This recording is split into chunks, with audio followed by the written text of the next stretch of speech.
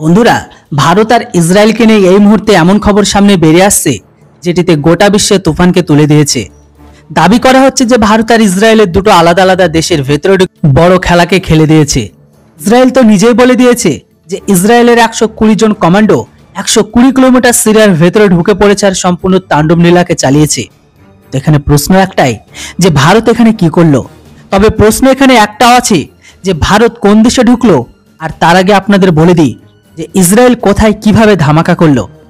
আসলে বন্ধুরা, ইসরায়েলের 120 জন কমান্ডো সিরিয়ার 20 ফুট মাটির নিচে গভীরের তলে একটি বড় মিসাইল ফ্যাক্টরিকে উড়িয়ে দিয়েছে।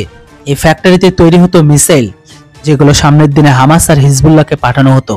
কিন্তু বন্ধুরা, মাটির ভেতরে চলে এই সবকিছু ডিটেলস ইসরায়েলের হাতে পেয়ে যায়। খবর পেতে ইসরায়েলের 120 জন কমান্ডো আর তাদের ফাইটার জেট নিয়ে সিরিয়াতে পৌঁছে যায়। আন্ডারগ্রাউন্ড ফ্যাক্টরিকে উড়িয়ে মাত্র 3 ঘন্টার মধ্যে মিশনকে কমপ্লিট করে তারা আবার দেশেও ফিরে আসে।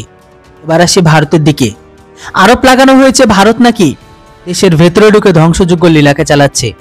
ভারত সেই দেশের ঘরের ভেতরে ঢুকে সাফাই করছে। আসলে বন্ধুরা, এই দাবিটি লাগিয়েছে পাকিস্তান। পাকিস্তান বলেছে যে ভারত আমাদের ঘরের ভেতরে ঢুকে হামলা করছে। এই বিষয়টা এতটা গম্ভীর হয়ে গেছে যে এই বিষয়ের উপর পাকিস্তানের মন্ত্রণালয়কে পর্যন্ত স্টেটমেন্ট দিতে হয়। ইসলামাবাদে পাকিস্তানের বিদেশ মন্ত্রণালয়ের প্রবক্তা মুখতার জাহর বালোচ একটি বড় আরোপকে ভারতের উপর লাগিয়ে দিয়েছে। জাহর বালোচ এটা পর্যন্ত বলে যে ভারত আজকের দিনে পাকিস্তান ছাড়াও বিশ্বের আরো অনেক দেশে তারা তাদের সিক্রেট অপারেশনকে চালাচ্ছে। জাহর বালোচ এটাও বলেছে যে ভারত আজকের দিনে একটি বড় বিপদ, আমাদের যেন তেন প্রকারে ভারতকে থামানো উচিত। পাকিস্তানের বক্তব্য, ভারত আমাদের ঘরের ভেতরে ঢুকে অনেক লোককে মেরেও দিয়েছে।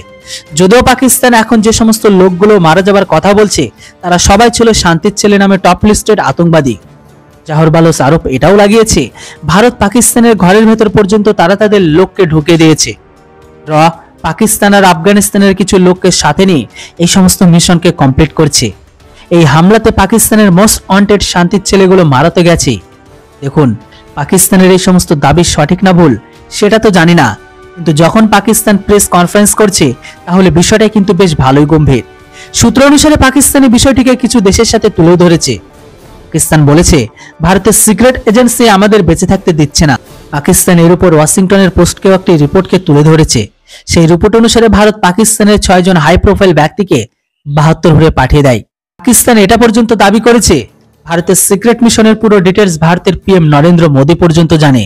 তবে একটা জিনিস এখানে লক্ষ্য করার বিষয় হলো এটাই, গোটা বিশ্বের ইসলামিক ব্যক্তি মানে জঙ্গি নয়, কিন্তু আজকের দিনে সমস্ত জঙ্গির সাথে ইসলাম যুক্ত। বাকিটা আপনারা তো বুঝেই গেছেন। এর উপর আপনাদের কি মতামত সেটি অবশ্যই কমেন্ট বক্সে লিখে জানান। Thanks for watching. জয় হিন্দ, বন্দে মাতরম।